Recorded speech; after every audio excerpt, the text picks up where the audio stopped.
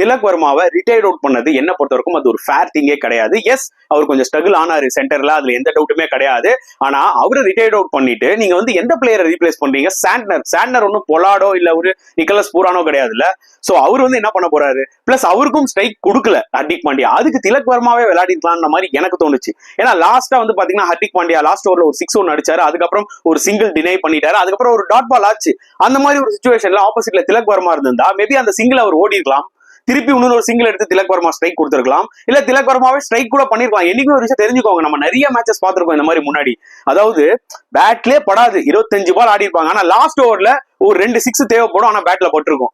இது ரவீந்திர ஜடேஜாக்கு 2023 அந்த ஃபைனல் மேட்ச்ல நடக்கும். அது வரைக்கும் அவர் ரொம்ப ஸ்ட்ரகிள் ஆவாரு பால கனெக்ட் பண்ண. ஆனா அவர் கனெக்ட் பண்ணதே 2 பால் தான், அது லாஸ்ட் அந்த 2 பால். அது கூட நடந்திருக்க சான்ஸ் இருந்திருக்கும் திலக் வர்மா கண்டினியூ பண்ணியிருந்தா. ஆனா மும்பை நிறைய டாக்டிக்கல் எரர்ஸ் பண்ணாங்க. ஹர்திக் பாண்டியா கேப்டன்ஷிப்லயும் சில குறைகள் இருந்தது. இதெல்லாம் பத்தி டீடைலா டிஸ்கஸ் பண்ணலாம், வாங்க வீடியோக்குள்ள போலாம்.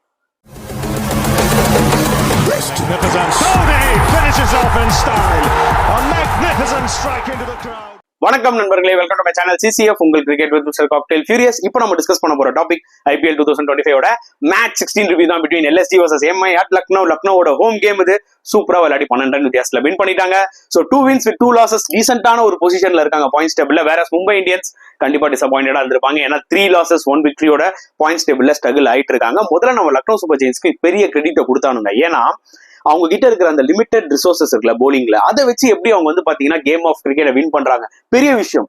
அதுக்கு வந்து பாத்தீங்கன்னா நம்ம வந்து ரிஷப் பண்ட்டுக்கும் அப்ரிசியேஷன் கொடுக்கணும். ஏன்னா சில டைம்ல அவரோட கேப்டன்ஷிப் ஆர்டினரியாவும் வந்திருக்கு, சில டைம்ல அவரோட கேப்டன்ஷிப் நல்லாவும் இருந்திருக்கு. சோ மிக்ஸ்டு பேக்னு தான் சொல்ல முடியும் இந்த ஒரு பர்டிகுலர் சீரீஸ்ல. பட் அவரோட பேட்டிங் ஃபார்ம் ரொம்ப கொடுமையா தான் இருக்கு, அதை நம்ம ஒத்துக்கிட்டே ஆகணும். பட் ரியலா LSG will be very happyங்க. இன்னைக்கு 4 மேட்ச் ஆடி 2 win 2 லாஸ்னா அவங்க ஸ்டார்ட் ஆஃப் த டோர்னமெண்ட்ல டெஃபினட்டா எடுத்திருந்திருப்பாங்க. ஏன்னா முன்னாடியே அவங்களுக்கு ஏகப்பட்ட இஷ்யூஸ் இருந்தது டோர்னமெண்ட் ஸ்டார்ட் பண்ணதுக்கு முன்னாடியே. ஏன்னா Mohsin Khan injury, okay, Mayank Yadav of the tournament கிடையாது, இப்போ மோசின் கான் ரூல்ட் அவுட் ஆயிட்டாரு. But one good thing what happened is, Mohsin கானை ரீப்ளேஸ் பண்ண ஷர்துல் தாக்கூர் ஒரு நிஜமாவே ஒரு மேட்ச் வினரா வந்து அமைஞ்சிட்டு இருக்காரு LSGக்கு. அதுல எந்த டவுட்டுமே கிடையாது. நிறைய பாசிட்டிவ்ஸ் இருக்குங்க லக்னோ சூப்பர் ஜெயின்ஸ்க்கு இந்த ஒரு பர்டிகுலர் மேட்ச்ல. பட் ஃபார் மும்பை இந்தியன்ஸ் டெஃபினட்டா அவங்க டிசப்பாயிண்ட் ஆயிருப்பாங்க. ஏன்னா ஒரு ஸ்டேஜ்ல கேம் அவங்க கையில இருந்தது, கையில இருந்த கேம் அவங்க கோட்டை விட்டாங்கன்னு தான் சொல்ல முடியும். நிறைய டாக்டிக்கல் எரர்ஸ் நிறைய பண்ணாங்க, நிறைய பிளண்டர்ஸ் பண்ணாங்க.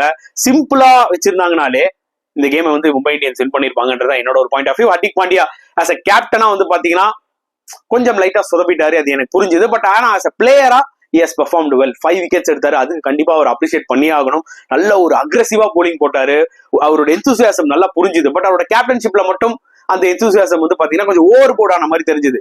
ஓகே, அதை பத்தி நம்ம டீடைலா டிஸ்கஸ் பண்ணலாம். அண்ட் இந்த ஒரு இம்பார்ட்டன்ட் மேட்ச்ல வந்து பாத்தீங்கன்னா டாஸ் வின் பண்ணி போலிங் எடுத்தார் ஹர்திக் பாண்டியா. நான் ஏற்கனவே சொன்னாங்க ப்ரிவியூல, மும்பை டாஸ் வின் பண்ணா பேட்டிங் தான் ஆடணும், ஏன்னா அவங்களோட ஸ்ட்ரென்த் அதுதான். ஏன்னா சேசிங்ல பால் கொஞ்சம் ஸ்லோவாச்சுன்னா ஹர்திக் பாண்டியாவா இருக்கட்டும், திலக் வர்மாவா இருக்கட்டும், ஈவன் சூரியகுமார் யாதவ் கூட சம்டைம்ஸ் அந்த ஸ்லோனஸ்ல கொஞ்சம் ஸ்ட்ரகிள் ஆறாங்க. வேங்கடேல அவங்க தப்பிச்சிருவாங்க சேஸ் பண்ணி, ஆனா இந்த மாதிரி விக்கெட்ஸ்ல அவங்க கஷ்டப்படுவாங்க. அதனாலதான் அவங்க பேட் ஃபர்ஸ்ட் ஆடணும்னு சொன்னேன். பட் அவங்க சேஸ் தான் பண்ணாங்க. ஈவன் தோ சேஸ் பண்ணாலுமே அவங்க ஒரு வின்னிங் பொசிஷன்ல இருந்தாங்க, அங்க இருந்து கோட்டை விட்டாங்க. அதெல்லாம் நம்ம டீடைலா டிஸ்கஸ் பண்ணுவோம். சோ டாஸ் வின் பண்ணி போலிங் எடுத்தோடனே 203 ரன்ஸ் லக்னோ போஸ்ட் பண்ணாங்க. அவுட் ஸ்டாண்டிங் பேட்டிங் எஃபர்ட், நல்லா ஞாபகம் வச்சுக்கோங்க. அதாவது அவங்களோட மெயின் பிளேயர் நிக்கலஸ் பூரானும் அடிக்கல இந்த மேட்ச்ல, ஏன்னா அவரை நம்பிதான் ஆக்சுவலா மெயினா இருந்தாங்க. அதே மாதிரி எண்ட்ல எப்பவுமே அப்துல் சமாத் ஒரு பினிஷ் கொடுப்பாரு, அவரும் பெருசா கொடுக்கல. இவங்க எல்லாம் இல்லாம மார்ஷ் வந்து கன்சிஸ்டன்டா பெர்ஃபார்ம் பண்ணிட்டு இருக்காரு, அதுல டவுட்டே இல்லை. ஏன்னா இந்த மேட்ச்லயே மார்ஷோட அந்த பவர் பிளேல ஒரு அட்டாக் பண்ணாரு பாத்தீங்களா, அதுதான் குரூஷியலா வந்து அமைஞ்சது. ஏன்னா ஒரு எண்ட்ல ஏடன் மார்க்ரம் 6 பால் 7 பால் தான் விளையாண்டு இருந்த பவர் பிளேல. முக்காவாசி ஸ்ட்ரைக் மார்ச் எடுத்துட்டு சூப்பரா ஒரு 60 ரன்ஸ் அடிச்சு கொடுத்துட்டு போயிட்டாரு, கைட்டி கொடுத்துட்டு போயிட்டாரு தான் நம்ம சொல்ல முடியும். அதுக்கப்புறம் என்னன்னா ஏடன் மார்க்ரம் ரொம்ப சென்சிபிளான ஒரு நாக். இன்னைக்கு ஏடன் மார்க்ரம் நிறைய பேர் கிரிட்டிசைஸ் பண்ணலாம், ஆனா இந்த ஒரு பர்டிகுலர் நாக் நம்ம அப்ரிஷியேட் பண்ணியே ஆகணும். ஏன்னா அவரோட ஸ்ட்ரைக் ரேட் ரொம்பலாம் ஒன்றும் பெருசா குறையல. அவர் விளையாடுனது டஃப் ஃபேஸ், அதாவது பவர் பிளேல மிச்சல் மார்ஷ் சர்க்கிள்குள்ள நிறைய பேர் இருப்பாங்க, அதனால தூக்கி அடிச்சிடுறாங்க. ஆனா நல்லா ஞாபகம், ஏடன் மார்க்ரம் இன் பிட்வீன்ல வந்து விளையாடும் போது கொஞ்சம் டஃபா இருந்தது கண்டிஷன்ஸ், கொஞ்சம் கிரிப்பாச்சு பிச்சு. சோ அந்த கண்டிஷன்ஸ்ல ஒரு 140 150 மேல ஸ்ட்ரைக் ரேட் வச்சு விளையாடுனது நிஜமா அப்ரிஷியபிளா இருக்கு, அதுல டவுட்டே கிடையாது. Rishabh Pant another failure. நிஜமாவே ஒரு டைம்ல இக்கட்டான நிலைமையில ஆயிட்டாங்க திருப்பி LSG. ரிஷப் பண்ட் வந்து திருப்பி ஒரு நல்ல ஒரு மொமெண்டம் இருந்த கேமை திருப்பி வந்து பாத்தீங்கன்னா ஆப்போனன்ட் கையில கொடுத்துட்டு போனாரு அவரோட பேட்டிங்னால. அதுக்கப்புறம் ஆயுஷ் பதோனியும் மார்க்ரமும் தான் ஒரு அவுட்ஸ்டாண்டிங் பார்ட்னர்ஷிப் போட்டாங்க. அந்த பார்ட்னர்ஷிப் தான் வந்து ஹோப் கொடுத்துச்சு லக்னோ சூப்பர் ஜெயின்ஸ்க்கு, ஒரு 180 190 அடிப்பாங்கன்னு சொல்லிட்டு. ஆனா அவங்க நடந்த இன்னொரு நல்ல விஷயம் என்னன்னு பாத்தீங்கன்னா, படோனி ஒரு நாக் ஆடிட்டு போயிட்டாரு, மார்க்ரம் ஒரு 50 ரன்ஸ் அடிச்சு கொடுத்துட்டு போயிட்டாரு. லாஸ்டா வந்து பாத்தீங்கன்னா டேவிட் மில்லர் வந்து இந்த மேட்ச்ல நின்று ஒரு சூப்பர் கேமியோ ஆடி கொடுத்துட்டு போயிட்டாரு. அப்துல் சமாத் சொதப்பினாலுமே ஒரு பக்கம் வந்து பாத்தீங்கன்னா டேவிட் மில்லர் ஒரு செம கேமியோ 27 அடிச்சு கொடுத்து போயிட்டாரு, 200 மேல அடிச்சு கொடுத்துறாரு. சோ 200 மேல போகும்போதே எனக்கு தெரியும் it's going to be a tough target for எம்ஐன்னு சொல்லிட்டு. ஏன்னா இந்த லக்னோ விக்கெட் என்னதான் போக போக பேட்டுக்கு லைட்டா வந்தாலுமே கொஞ்சம் அந்த ஸ்லோனஸ் இருக்கும், அங்க மும்பை மாட்டுவாங்களான்னு எனக்கு தோணுச்சு. அண்ட் மும்பை போலிங் எடுத்துக்கிட்டீங்கன்னா obviously pick of the bowlers Hardik Pandya, அங்க சொல்றதுக்கு எதுவுமே இல்ல, சூப்பரா போட்டாரு, 5 விக்கெட் எடுத்தாரு. ஒரு T20ல 5 விக்கெட் எடுக்கிறது இட்ஸ் நாட் ஈஸி திங், நிஜமாவே பிளான் பண்ணி போட்டாரு. ஓகே, நிக்கலஸ் பூரானுக்கு அந்த பவுன்சர் போடுறதா இருக்கட்டும், அதே மாதிரி அந்த கட்டர்ஸ் யூஸ் பண்ணி பேக் ஆஃப் லென்த்ல ரிஷப் பண்ட்டுக்கு போட்டு அந்த விக்கெட் எடுத்ததா இருக்கட்டும், எல்லாமே வந்து பாத்தீங்கன்னா ஒரு பிளானிங் இருந்தது. அவர் எடுத்த விக்கெட்ஸ் எல்லாருமே மெயின் விக்கெட்ஸ். அதனால கிரெடிட் வந்து ஹர்திக் பாண்டியா கொடுக்கணும் ஆஸ் அ போலரா, அதுல எந்த டவுட்டுமே கிடையாது. ஆனா ஆஸ் அ கேப்டனா ஹர்திக் பாண்டியா நிறைய விஷயங்களை கோட்டை விட்டாரு. என்ன சொல்லணும்னா 10 போல்ட்டுக்கு ஃபுல் 4 ஓவர்ஸ் கொடுக்கல, தீபக் சாருக்கு ஒரு ஓவர் எக்ஸ்ட்ரா நியூ பால்ல கொடுத்துருக்கலாம். இருந்தாலும் 10 போல்ட்டுக்கு நீங்க ஃபுல் 4 ஓவர்ஸ் கொடுக்காதது வந்து பாத்தீங்கன்னா அக்செப்டபிளே கிடையாதுங்க. கண்டிப்பா அவரோட கேப்டன்ஷிப்ல ஏகப்பட்ட எரர்ஸ் இருக்குன்றது மட்டும் பாத்தீங்கன்னா கிளியரா தெரிஞ்சுது, அதுல எந்த டவுட்டுமே இல்லை. அவர் ரொட்டேட் பண்ண விதமும் சரி, விக்னேஷ் புத்தூர் நல்லா போட்டாரு, அது பிரச்சனை இல்லை. பட் சில டைம்ல சாண்ட்னரை எந்த இடத்துல அவர் எடுத்துட்டு வந்து யூஸ் பண்ண விதமா இருக்கட்டும், அதெல்லாம் வந்து பாத்தீங்கன்னா எனக்கு சரியா படல. ஓகே, சோ அதனால அவரோட கேப்டன்ஷிப் போலிங் சேஞ்சஸ்ல நிஜமாவே நிறைய ஒர்க் அவுட் பண்ணி ஆகணும், அதுல எந்த டவுட்டுமே இல்லை. பட் ஆஸ் அ போலரா அவர் நல்லா பெர்ஃபார்ம் பண்ணாரு, அதுக்கு நம்ம கிரெடிட்டை கொடுத்துருவோம். ஓகே, இந்த டார்கெட்டை சேஸ் பண்ணும்போது எப்பவுமே ஓப்பனர்ஸ் கிட்ட ஒரு பேஸ் கிடைக்கணும், ஆனா அது கிடைக்கல. சோ இந்த மாதிரி ஒரு டார்கெட்டை சேஸ் பண்ணும்போது ஓப்பனர்ஸ் ஒரு ஃபிளைங் ஸ்டார்ட் கொடுக்கணும், ஆனா அது அன்பார்ச்சுனேட்லி கிடைக்கல. நல்லா ஞாபகம் வச்சுக்கோங்க, இந்த மேட்ச்ல ரோஹித் சர்மா விளையாடல, இன்ஜுரின்னு சொல்லியிருக்காங்க, ஆனா எக்ஸாக்ட் ரீசன் நம்மளுக்கு தெரியாது. அதனால வில் ஜாக்சன் ரிக்கல்டன் ஓப்பனிங் இறங்கினாங்க, 2 பேருமே சீப்பா அவுட் ஆயிட்டாங்க. சோ இது ஒரு டிசப்பாயின்மெண்ட் ஃபார் எம்ஐ, ஏன்னா ரிக்கல்டன் செம்ம டேலண்ட், இந்த வருஷத்துல ஒரு 100 அடிப்பான்னு சொல்லி நானே சொல்லியிருக்கேன். ஓகே, ஒரு 60 ரன்ஸ் அடிச்சாச்சு. ஆனா ப்ராப்ளம் என்னன்னா இந்த கண்டிஷன்ஸ்ல கொஞ்சம் செட் ஆகணும் ரிக்கல்டன். சோ எனக்கு தெரிஞ்சு ரிக்கல்டன் மாதிரி பிளேயருக்குலாம் நீங்க லாங் ரோப் கொடுங்க, கண்டிப்பா உங்களுக்கு சிங்கிள் ஹேண்டடா மேட்ச் வின் பண்ணி கொடுப்பாரு, அதுல எந்த டவுட்டுமே இல்ல. ஆனா இந்த மேட்ச்ல அவரும் சரி வில் ஜாக்சன் சீப்பா அவுட் ஆயிட்டாங்க, அது ஒரு மிகப்பெரிய செட்பேக். இருந்தாலுமே சூரியகுமார் யாதவ் ஃபென்டாஸ்டிக்கா விளாண்டாரு. அண்ட் நம்பர் 3ல நமந்தீரை இறக்கி விட்டாங்க பாருங்க, வேற லெவல்ல விளாண்டாருங்க. நமந்தீர் கூட பாத்தீங்கன்னா 24 பால்ஸ்லயே 46 அடிச்சிருப்பாரு, ஆனா ஃபர்ஸ்ட் 9 பால்ஸ்ல ஒரு 30 ரன்ஸ்ங்க. இதான் டிஃபரன்ஸ். எனக்கு ஒரு விஷயம் என்ன பிடிச்சிருந்ததுன்னா, ஓகே நமந்தீரை வந்து திலக்குக்கு முன்னாடி நம்பர் 3ல அவங்க இறக்குனாங்க, அது ஒர்க் அவுட் ஆயிடுச்சு. ஓகே, அதுக்கு நான் கிரெடிட் கொடுப்பேன். நமந்தீர்லாம் ஒரு சரியான டேலண்ட், சும்மா சுத்துறவர்லாம் இல்லைங்க, அவர்கிட்ட சரியான டைமிங் இருக்கு. ஓகே, 9 பால் 30 ரன் இருந்தாரு, ஆனா பாருங்க பினிஷ் பண்ணும் போது அடுத்த 15 பாலுக்கு அவர் 15 ரன்னோ 16 ரன்னோ தான் அடிச்சாரு. அங்கதான் வந்து பாத்தீங்கன்னா அகைன் ஸ்பின் கொஞ்சம் கஷ்டப்பட ஆரம்பிச்சிட்டாங்க. அந்த டிக்வேஸ் செமையா போட்டுட்டு இருந்தாரு. சோ அவர் போலிங்ல கொஞ்சம் கஷ்டப்பட ஆரம்பிச்சிட்டாங்க, அதனாலதான் ஸ்ட்ரைக் ரேட் குறைஞ்சிருச்சு. But apart from that was one hell of innings from நமந்தீருங்க. அண்ட் அதுக்கப்புறம் திலக் வர்மா வந்தாரு. திலக் வர்மா வந்து போன 2 மேட்ச்லயுமே வந்து பாத்தீங்கன்னா ஸ்டார்டிங்ல நல்லா விளையாடி இருப்பாரு, அப்புறம் ஸ்ட்ரகிள் ஆயிருப்பாரு. இந்த மேட்ச்ல ஸ்டார்டிங்ல இருந்தே அவருக்கு டைமிங் கிடைக்கல, ஆனா ஒரு எண்ட்ல சூரியகுமார் ஏதோ பயங்கரமா விளையாடிட்டு இருந்தாரு.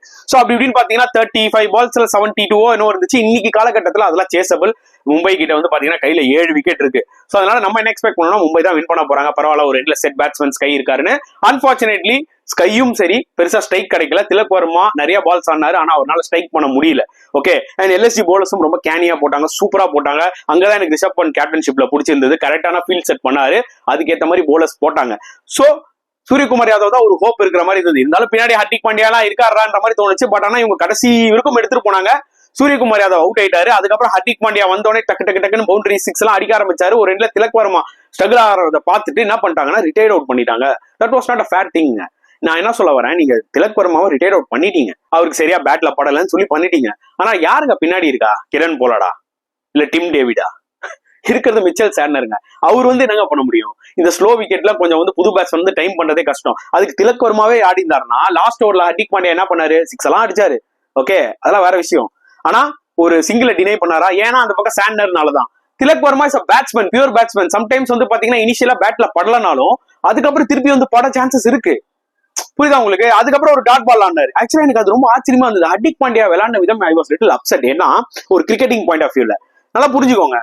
ஃபர்ஸ்ட் பால் 6 அடிச்சாரு ஷர்துல் தாக்கரே. ஓகே, அப்புறம் ஒரு 2 ரன்ஸ் போச்சு. அதுக்கப்புறம் ஒரு சிங்கிளை டினை பண்ணிட்டாரு. சரி, நீ டினை பண்ணிட்ட, ரைட்டு, ஓகே, எனக்கு புரிஞ்சிருச்சு, எல்லாமே புரிஞ்சிச்சு. 3 பால் 14 ரன் நீ அடிக்க போன பால் வந்து பேட்ல பட்டு பேட்ல பட்டுருச்சு, ஐயோ போச்சேன்னு நீ ஃபீல் பண்ண. ஆனா அங்க ஒரு சிங்கிள் இருக்கு, நீ ட்ரை பண்ண சிங்கிள் எடுத்து. ஏன்னா நீ இந்த பால் ஓடலன்னா இந்த கேம் வின்னு. அதான் எக்ஸாக்ட்லி ஹர்திக் பாண்டியா பண்ணாரு. ஓடிந்தாருன்னா 2 balls 13. சாண்டர் வந்து 2 பால் 2 6 அடிச்சிருப்பாருலாம், நான் சொல்ல வரலங்க. ஆனா சும்மா ஒரு ஆப்பர்ச்சுனிட்டி கொடு, போலருக்கு பிரஷர் ஆகும்ல. ஏன்னா அந்த பக்கம் அவிஸ்கான் போடுறாருங்க லாஸ்ட் ஓவர். நீங்க அந்த பால் சிங்கிள் எடுத்திருந்தா கூட 2 balls 13 போது திடீர்னு ஒரு பால் சாண்டருக்கு மாட்டிக்கிச்சு 6. 1 ball 7 runs to win. அவிஸ்கான் மாதிரி போலலாம் அண்டர் பிரஷர் ஆக வாய்ப்புகள் நிறைய இருக்கு. நினைச்சிருந்தா அந்த பால் 6 அடிக்கலாம். கிரிக்கெட்ல என்ன வேணாலும் ஆகலாம். அந்த ஒரு கடைசி வரைக்கும் அந்த ஒரு ஃபைட்டிங் ஸ்பிரிட்னு சொல்லுவோம் பாத்தீங்களா, அதுதான் மிஸ் பண்ணிட்டாரு ஆக்சுவலா ஹர்திக் பாண்டியா. அந்த பால சிங்கிள் எடுத்துருக்கணும், அவர்னாலதான் அடிக்க முடியும். தோத்தாலும் பரவாயில்ல, நான் தான் அந்த 2 பால் ஆடுவேன் நினைச்சதும் பாத்தீங்கன்னா என்ன பொறுத்தவரைக்கும் ஒரு தப்பான விஷயம். அதை ஓடிட்டு அதுக்கப்புறம் சாண்டர் அடிக்கலாம்னா கூட பெரிய விஷயமா எனக்கு தெரிஞ்சிருக்காரு. இதெல்லாம் சின்ன சின்ன விஷயம் கிரிக்கெட்ல நிறைய நடந்திருக்கு, சக்சஸ்ஃபுல்லா நடந்திருக்கு. ஓகே, முதல்ல அவங்க வந்து திலக் வர்மாவை ரிட்டையர் அவுட் பண்ணிருக்கவே கூடாது, அதுவே ஒரு மிகப்பெரிய பிளண்டர். சரிங்களா, அடுத்தது எல்எஸ்டியோட போலிங் வேற லெவல்.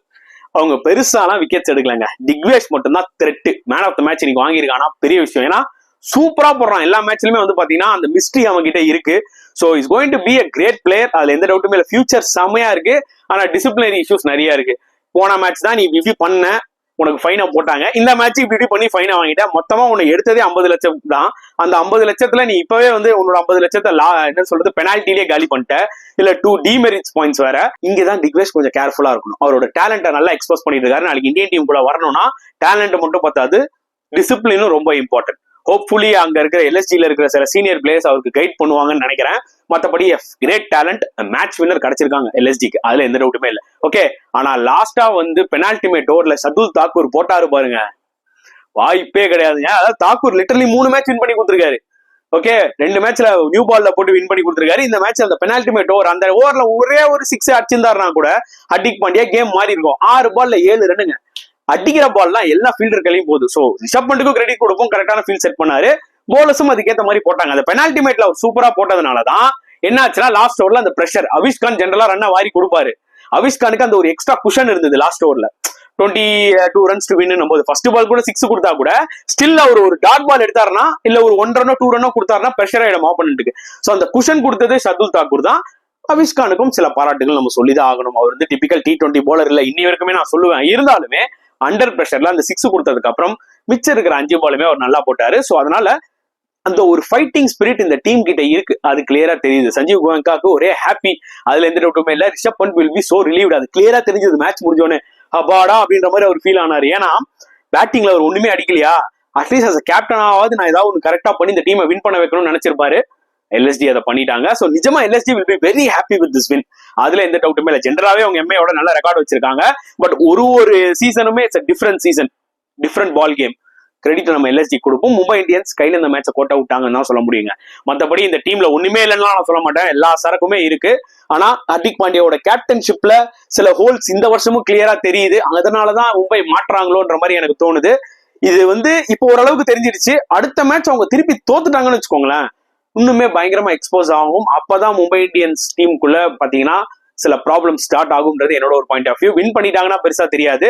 நெக்ஸ்ட் மேட்ச் உங்களுக்கு ரொம்பவே ட்ரிக்கியா இருக்க போகுது அகைன்ஸ்ட் ஆர்சிபி, அதுல எந்த டவுட்டுமே கிடையாது. இந்த மேட்சை பத்தி நீங்க என்ன ஃபீல் பண்றீங்க மறக்காம கமெண்ட் செக்ஷன்ல போடுங்க. இந்த வீடியோ பிடிச்சிருந்தா லைக் பண்ணுங்க, ஷேர் பண்ணுங்க, முடிஞ்சா சப்ஸ்கிரைப் பண்ணுங்க. நெக்ஸ்ட் வீடியோல பார்க்கலாம் ஃப்ரெண்ட்ஸ். அண்டில் தென் பாய்.